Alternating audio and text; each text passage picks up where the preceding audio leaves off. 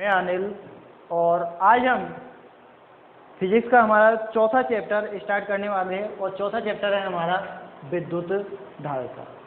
और विद्युत धारिता में हमारा जो फर्स्ट टॉपिक आता है वो आता है चालक की धारिता यानी कि कैपेसिटी ऑफ कंडक्टर। चालक की धारिता किसे कहेंगे तो पहले तो हम धारिता को समझें कि धारिता का मतलब क्या होता है। धारिता का मतलब होता है धारण करने की क्षमता।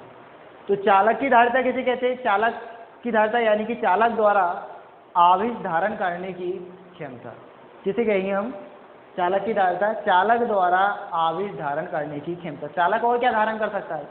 आवेश धारण कर सकता है। तो चालक द्वारा आवेश धारण करने की क्षमता को ही हम क्या कहते हैं? चालक की धारिता कहते हैं। क्या कहते हैं? चालक की धारिता कहते हैं। और यही चालक की धारिता की क्या होती है? डेफिनेशन होती है। तो डेफिनेशन लिखते हैं सबसे पहले हम, किसी चालक द्वारा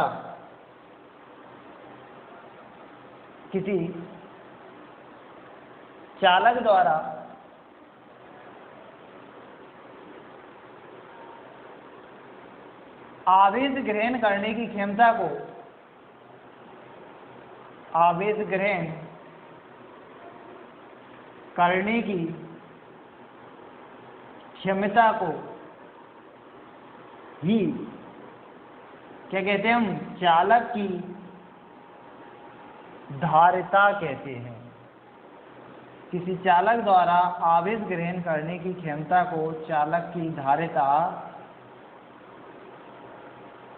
कहते हैं। क्या कहते हैं? धारिता कहते हैं। देखिए, जब किसी हम वस्तु को आवेशित करते हैं, किसी वस्तु को क्या करते हैं? आवेशित, मैं शब्द बोल रहा हूं यहाँ पे, आवेशित यानी कि चार्जिंग करते हैं, आवेशित करते हैं। तो क्या करते हैं? या तो हम उसको इलेक्ट्रॉन देते हैं या फिर इलेक्ट्रॉन लेते हैं। या तो उस वस्तु में क्या देते हैं? इलेक्ट्रॉन देते हैं, या उस वस्तु से इलेक्ट्रॉनों को क्या करते हैं? हम निष्कासन करते हैं, निकालते हैं। तो ये यदि वस्तु को हम इलेक्ट्रॉन दे रहे हैं तो वस्तु हमारी कैसी होगी? ऋण आवेशित होगी। कैसी होगी? ऋण आवेशित होगी। और जब वस्तु से हम इलेक्ट्रॉनों का निष्कासन कर रहे हैं तो हमारी वस्तु कैसी होगी? फिर धन आवेशित होगी। सीधी सी बात है भाई, इलेक्ट्रॉन जा रहे हैं वस्तु में तो क्या होगी? ऋण आवेशित होगी। और इस वस्तु से इलेक्ट्रॉनों को निकाल रहे हैं तो वस्तु कैसी होगी? धन आवेशित होगी। तो देखिए, जब भी हम किसी वस्तु को आवेशित करते हैं यानी कि चार्जिंग करते हैं तो हमें क्या होता है कि वस्तु में पहले से कोई ना कोई, यदि मान के चलो आवेश उपस्थित होता है, जैसे मान के चलो कोई वस्तु है और इसको हम क्या कर रहे हैं? आवेशित कर रहे हैं। और यदि इसमें पहले से कोई आवेश मौजूद है, तो यदि किसी वस्तु को आवेशित कर रहे हैं और यदि वही आवेश उस वस्तु में पहले से मौजूद हो तो उस आवेश को क्या होगा? प्रतिकर्षित होगा। यानी कि जो आवेश हम वस्तु में दे रहे हैं किसी समय पर, यदि मान के चलो वो आवेश पहले से ही वस्तु में मौजूद है तो वह आवेश उसके द्वारा क्या होगा? प्रतिकर्षित होगा। अब यदि मान के चलो वस्तु हमें आवेशित करनी है तो यदि समान आवेश मौजूद होगा तो क्या होगा? प्रतिकर्षण लगेगा। अब यदि वस्तु हमें और आवेशित करनी है तो हमें उस प्रतिकर्षण बल के विरुद्ध क्या करना पड़ेगा? कार्य करना पड़ेगा, यानी कि बाह्य कार्य करना पड़ेगा। जो बाह्य कार्य करना पड़ेगा वो स्थितिज ऊर्जा एवं विभव के रूप में क्या होगा? संचित होगा, यानी कि स्थितिज ऊर्जा या विभव के रूप में संचित होगा। तो इस प्रकार से जब हम वस्तु को आवेशित करेंगे तो वस्तु के आवेश में, यानी कि आवेश में वृद्धि होने के साथ साथ वस्तु की विभव में भी क्या होगी? वृद्धि होगी। तो इसको हम इस प्रकार से लिखें कि यदि किसी वस्तु को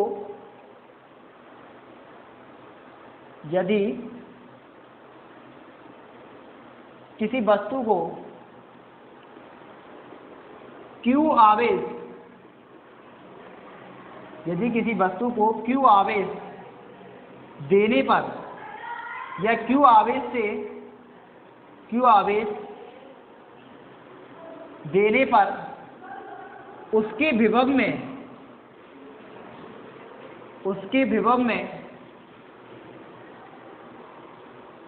वृद्धि B होती है। यदि किसी वस्तु को Q आवेश देने पर उसके विभव में वृद्धि B होती है या B वृद्धि होती है। क्या होती है? B वृद्धि होती है। तब हम इसको ऐसे लिख सकते हैं कि Q समानुपाती B, यानी कि Q बढ़ेगा तो B बढ़ेगा। इसका मतलब क्या हुआ, Q आवेश देने पर उसकी विभव में भी वृद्धि होती है, तो यानी कि Q का मान बढ़ेगा तो B का मान बढ़ेगा। अब हम समानुपाती का चिन्ह हटाते हैं, क्योंकि हम जब भी समानुपाती का चिन्ह हटाते कोई ना कोई इस तरह का आए, तो यहाँ भी इस तरह का आएगा, यानी कि Q बराबर क्या आएगा आपका, समानुपाती का चिन्ह हटाएंगे, इक्वल टू का निशान लगाएंगे, तब आएगा Q बराबर के CV। यहाँ पर C एक स्थिरांक है, यहाँ पर C एक क्या है, स्थिरांक है। यहाँ C एक स्थिरांक है, C एक स्थिरांक है जिसे चालक की धारिता, जिसे चालक की धारिता कहते, जिसे क्या कहते हैं, चालक की धारिता कहते हैं। तो यहाँ से इसको हम समीकरण नंबर 1 माने, तो समीकरण नंबर 1 से आएगा आपका, समीकरण 1 से क्या आएगा, C बराबर के Q अपॉन के B, और ये हो जाएगा आपके चालक की धारिता का फॉर्मूला। C यानी कि धारिता बराबर क्या हो जाएगी, आवेश बटे के विभव। क्या हो जाएगा, आवेश बटे के विभव। यदि इसका मात्रक निकाले तो मात्रक होगा आपका, आवेश का मात्रक क्या होता है, कूलाम, और विभव का मात्रक क्या होता है, वोल्ट, यानी कूलाम प्रति वोल्ट। लेकिन इसके मात्रक के लिए हम क्या यूज में लेते हैं, फैराड यूज में लेते हैं। क्या यूज में लेते हैं, फैराड। क्या बोलते हैं, फैराड। यानी कि जो धारिता का जो मात्रक होता है वो क्या होता है, फैराड होता है। दूसरा ये भी इसमें, क्योंकि हम जानते हैं कि आवेश में वृद्धि होने से विभव के मान में वृद्धि होती है, तो यदि मान के चलो किसी चालक के आवेश में Q वृद्धि की जाती है और उसके विभव में B की वृद्धि होती है, तो इसका ग्राफ यदि हम बनाएं तो Q और B में आपका जो ग्राफ होगा वो किस तरह से आएगा, वो इस तरह से आएगा कि इस तरफ यदि मान के चलो हम Q ले और इस ओर हम B ले, विभव ले, तो Q में जैसे जैसे मान बढ़ाते हैं B का मान वैसे वैसे बढ़ता है। यहाँ भी आप देख सकते हैं Q का मान जैसे जैसे बढ़ाते हैं B का मान क्या होता है, बढ़ता जाता है। तो ये Q और B में जो ग्राफ आता है वो क्या आता है, एक सरल रेखा आता है। यदि ये मान की कोण कितना है, कोण थीटा हो, ये कोण कितना हो आपका, थीटा हो, या इस कोण को क्या मान ले, tan फाई मान ले या थीटा मान ले, कुछ भी मान ले, तो ये इसकी क्या होगी, प्रवणता होगी। क्योंकि प्रवणता किसे कहते हैं, कोई भी सरल रेखा है या रेखा है तो उसका एक्स अक्ष से जो कोण बनता है उसकी जो स्पर्शज्या होती है, यानी कि tan थीटा को हम क्या कहते हैं, उसकी प्रवणता कहते हैं। क्या कहते हैं हम, प्रवणता कहते हैं। अब यहाँ पर हम प्रवणता निकाले, tan थीटा का मान निकाले, तो tan थीटा का मान क्या होता है, tan थीटा बराबर होता है लंब बटे आधा। तो यहाँ से प्रवणता आएगी tan थीटा बराबर के Q अपॉन के B। क्या आएगा मान tan थीटा का, Q अपॉन के B, कितना आएगा, Q अपॉन के B। और C बराबर भी क्या है आपका, Q अपॉन के B है। C बराबर भी क्या है आपका, Q बराबर B। अर्थात मतलब ये हुआ कि यहाँ पर ये जो वक्र है इसकी प्रवणता, यानी कि इस वक्र की प्रवणता या इसका जो ढाल है वो किसको प्रदर्शित करता है, चालक की धारिता को प्रदर्शित करता है, या चालक की धारिता को ही क्या करता है, व्यक्त करता है। किसको व्यक्त करता है, चालक की धारिता को व्यक्त करता है। जब इधर की तरफ Q हो आपका, इस तरफ B हो, तो यहाँ पर जो tan थीटा होता है वही किसको व्यक्त करता है, धारिता को, मान को व्यक्त करता है, यानी C की वैल्यू को व्यक्त करता है। तो चालक की धारिता किसे कहेंगे, एक बार मैं फिर से रिवाइज करता हूँ, किसी चालक द्वारा आवेश ग्रहण करने की क्षमता को चालक की धारिता कहते हैं। ये फॉर्मूला मैंने कैसे स्थापित किया, ये अभी अब, क्योंकि जब भी हम किसी मान के चलो वस्तु को आवेशित करते हैं, या तो इलेक्ट्रॉन देंगे या उससे इलेक्ट्रॉनों का निष्कासन करेंगे, तो इस प्रकार से वस्तु या तो धनावेशित होगी या ऋणावेशित होगी। अब यदि वस्तु पर आवेश पहले से मौजूद है, जो हम आवेश दे रहे हैं वो आवेश वस्तु पर पहले से मौजूद है, तो क्या होगा, प्रतिकर्षण होगा। क्योंकि समान समान को क्या करता है, प्रतिकर्षित करता है। जैसे धन आवेश धनावेश को प्रतिकर्षित करता है, ऋण आवेश ऋण आवेश को क्या करता है, प्रतिकर्षित करता है। प्रतिकर्षण होगा तो हमें उस प्रतिकर्षण बल के विरुद्ध क्या करना करेगा, कार्य करना पड़ेगा, यानी कि आवेश को उस वस्तु में स्थानांतरित करने के लिए कार्य करना पड़ेगा। और किया गया कार्य स्थितिज ऊर्जा के रूप में क्या होता है, संचित होता है। तो यानी कि किसी वस्तु के आवेश में हम वृद्धि कर रहे हैं तो उसमें स्थितिज ऊर्जा के मान में भी क्या हो रही है, वृद्धि हो रही है। स्थितिज ऊर्जा के मान में वृद्धि हो रही है, यानी कि विभव के मान में वृद्धि हो रही है। तो सीधा सा इसका मतलब निकला कि यदि किसी वस्तु को हम Q आवेश देने पर उसकी विभव में यदि मान के चलो B की वृद्धि होती है तो Q समानुपाती B, समानुपातिक का चिन्ह हटाया तो क्या आया, सी आया आपका, क्यू बराबर की सी भी, सी क्या है, स्थिरांक है जिसे हम क्या कहते हैं, चालक की धारिता कहते हैं। तो सी का मान आया आपका क्यू बटे के वी, यानी कि आवेश बटे के विभवांतर। क्या आया, धारिता बराबर होती है, विद्युत धारिता बराबर होती है आवेश बटे के विभवांतर, मात्रक होता है इसका कूलम प्रति वोल्ट या फिर उसका मात्रक होता है फैराड। ऐसा ही मात्रक क्या होता है इसका, फैराड होता है। अब फैराड बड़ा मात्रक है, फैराड कैसा मात्रक है, बड़ा मात्रक है, तो हम इसको किस में लेते हैं, माइक्रो फैराड, मिली फैराड, नैनो फैराड में काम में लेते हैं। तो जैसे आपको मैंने वैसे 10 की घातों में 11th क्लास में ही बता दिया था कि 1 माइक्रो फैराड क्या होता है, 1 पिको फैराड क्या होता है, ये सारी चीज़ें मैंने आपको पहले ही बता दी। तो देखिए एक म्यू एफ लिखा हुआ है, म्यू का मतलब माइक्रो, एफ का मतलब फैराड, तो इसका मतलब है 10 की पावर माइनस के 6 फैराड। यदि इस प्रकार से लिखा हुआ है एक एन एफ, एन का मतलब क्या है, नैनो, नैनो फैराड, तो इसका मतलब है 10 की पावर माइनस के 9 फैराड। यदि इस प्रकार से लिखा हुआ है एक पीको, पी एफ, तो इसका मतलब पीको फैराड, और पीको का मतलब होता है 10 की पावर माइनस के 12 फैराड। तो ये आपको ध्यान रखना है। मिली आप जानते हो, मिली का मतलब क्या होता है, 10 की पावर माइनस के 3 होता है। तो ये इसके कुछ मात्रक है जो फैराड होता है इसका मात्रक। तो फैराड को हमने अन्य छोटे मात्रक को हमने डिवाइड करके लिखा थी। माइक्रो फैराड में से हम किस प्रकार से व्यवस्थित करेंगे, नैनो फैराड में इसे किस प्रकार से लिखेंगे, और पीको फैराड में इसे हम किस प्रकार से लिखेंगे। तो अधिकांश से आप जब देखते हो कि जो पंखे होते हैं या कूलर होते हैं या मोटर होती है, उनमें कंडेंसर होते हैं, उनमें कंडेंसर होते हैं, तो उनकी धारिता लिखी होती है, उसके ऊपर लिखा हुआ होता है जैसे 3.5 माइक्रो फैराड म्यू एफ, तो उसका मतलब क्या, उसकी धारिता कितनी है, 3.5 माइक्रो फैराड। यदि किसी कंडेंसर पर जो पंखे होते हैं, मोटर होते हैं, आप घर पे देख सकते हो आपके उपकरणों में, तो उन पर लिखा हुआ था 3.5 म्यू एफ, या और कुछ संख्या चेंज हो सकती है, 4.1 हो सकता है। तो इनका मतलब है कि उनकी जो धारिता है वो कितनी है, 4.1 इंटू 10 की पावर माइनस के 6 फैराड।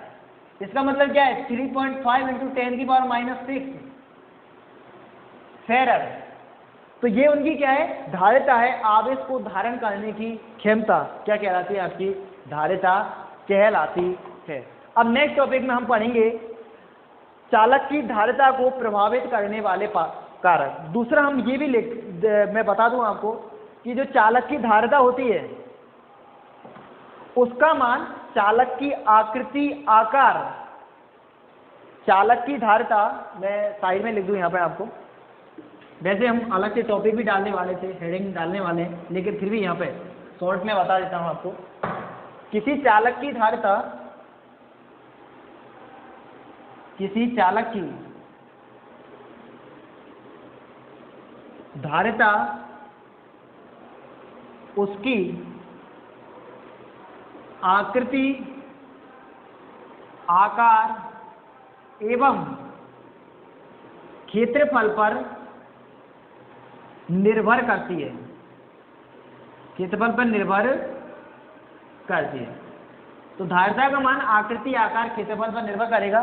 दूसरा, इसके साथ साथ यदि मान के चलो जो चालक है जिसकी धारिता है, उसके पास में यदि कोई दूसरा चालक उपस्थित हो तो उस पर भी चालक की धारिता का क्या पड़ता है, प्रभाव पड़ता है। कि जैसे मान के चलो ये आपका चालक है और इसके पास में कुछ दूसरा चालक रखा हो तो भी चालक की धारिता पर क्या पड़ेगा, प्रभाव पड़ेगा।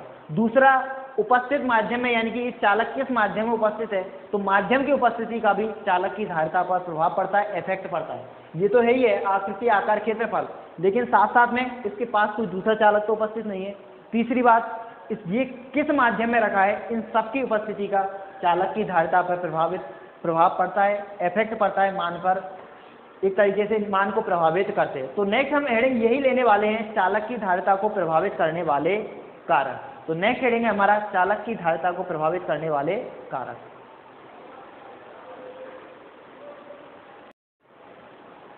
चालक की धारिता को प्रभावित करने वाले कारक। तो चालक की धारिता को प्रभावित करने वाले कारक हम एक एक करके लेते हैं। निम्न कारक हो सकते हैं, जैसे नंबर 1, चालक का क्षेत्रफल, चालक का क्षेत्रफल।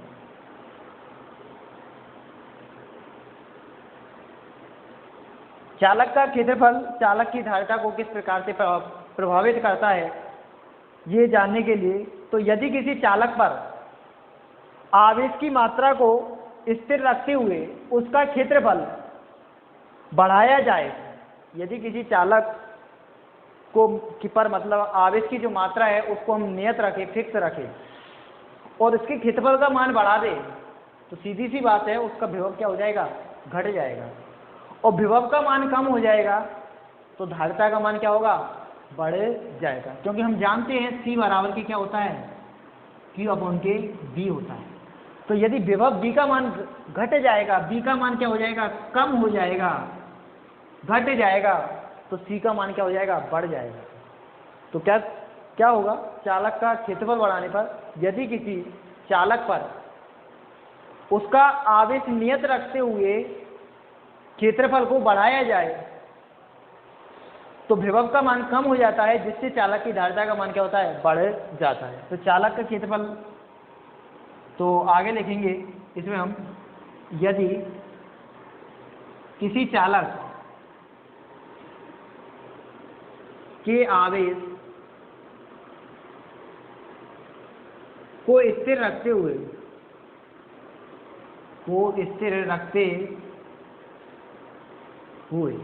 यदि किसी चालक के आवेश को हम क्या रखें, स्थिर रखें, यानी कि फिक्स रखना है, नियत रखना है, इसका मान क्या रखना है, फिक्स रखना है।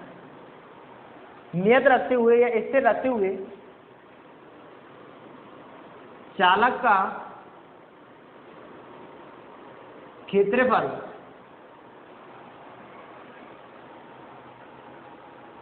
बढ़ाएं, चालक का क्षेत्रफल बढ़ाया जाए तो विभव का मान कम हो जाता है, तो विभव का मान कम हो जाता है, जिससे चालक की धारिता में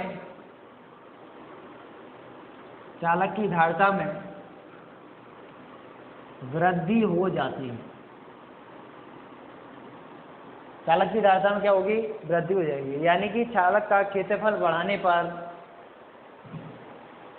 चालक की धारिता में वृद्धि हो जाती है। सीधी सी एक लाइन में यदि हम बात कहें तो ये निष्कर्ष निकला इसका कि चालक की धारिता यानी कि चालक का क्षेत्रफल बढ़ाने पर चालक की धारिता के मान में वृद्धि हो जाती है।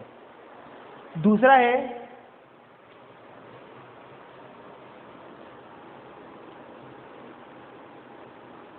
चालक के समीप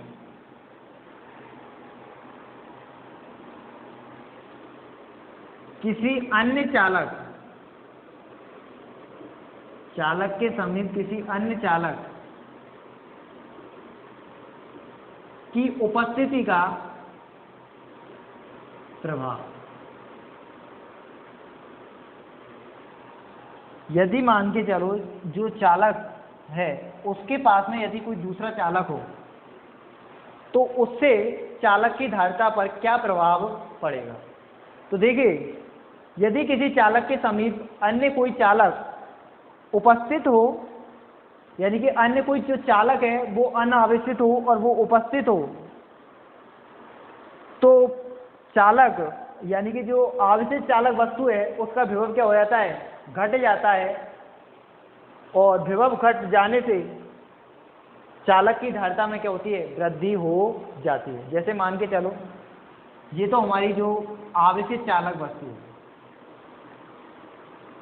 आवेशित चालक वस्तु,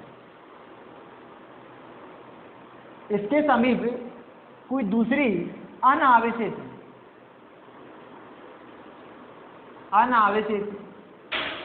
चालक वस्तु लाएंगे तो इसके प्रभाव से इसका विभव क्या हो जाता है, कम हो जाता है। क्या हो जाता है, कम हो जाता है।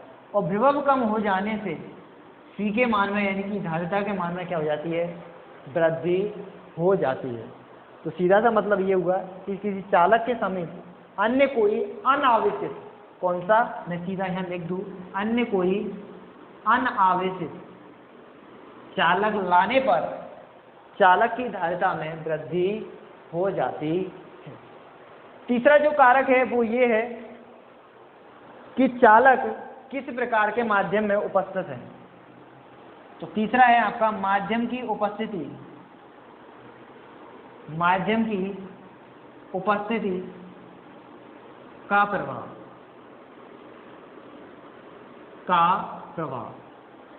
यदि मान के चलो प्रारंभ में जो हमारा चालक है उसकी धारिता C है, यदि मान के चलो वायु में या हवा में जो चालक है उसकी धारिता कितनी है, C है।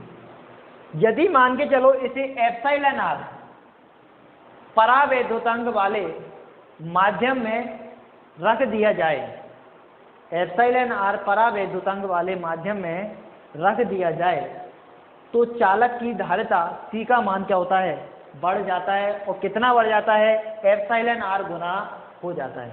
मान के चलो हवा में धारिता इसकी कितनी है, C है, तो एप्सिलॉन r के माध्यम में इसको रखने पर, जो चालक है उसको रखने पर इसकी धारिता का मान कितना हो जाता है आपका, एप्सिलॉन r इंटू के C हो जाता है। और ऐसा क्यों होता है ये मैं आपको बता दूं, क्योंकि C बराबर के होता है जब हवा में है जो हमारा चालक, तो इसकी धारिता है C बराबर के Q अपॉन के B। जब इसे किसी माध्यम एप्सिलॉन r में रखेंगे, एप्सिलॉन r के किसी माध्यम में रखेंगे, तो सीधी सी बात है इसका विभव क्या होगा, कम होगा। विभव का मान एप्सिलॉन r गुना हो जाएगा, यानी विभव का मान जो है वो क्या उतना हो जाएगा, B अपॉन के एप्सिलॉन r हो जाएगा। तो धारिता बढ़ के कितनी हो जाएगी, C बराबर के एप्सिलॉन r इंटू के Q अपॉन के B। और Q अपॉन के B नई धारिता C डैश माने इसको, तो C डैश बराबर के होगा आपका एप्सिलॉन r इंटू के C। तो इस प्रकार किसी एप्सिलॉन r परावैद्युतांक के माध्यम में चालक को रखने पर उसकी धारिता का मान एप्सिलॉन r गुना हो जाता है। तो आज के इस टॉपिक में हमने चालक की धारिता एवं चालक को प्रभावित करने वाले कारकों में के बारे में पढ़ा, जिसमें था चालक का क्षेत्रफल, चालक के समीप किसी अन्य चालक की उपस्थिति और माध्यम की उपस्थिति का प्रभाव। तो चालक की धारिता को जाना, चालक का मात्रक क्या होता है। तो स्टूडेंट, यदि ये वीडियो आपको पसंद आया है तो लाइक करें। यदि इस वीडियो में आपको कोई भी समस्या हो तो कमेंट जरूर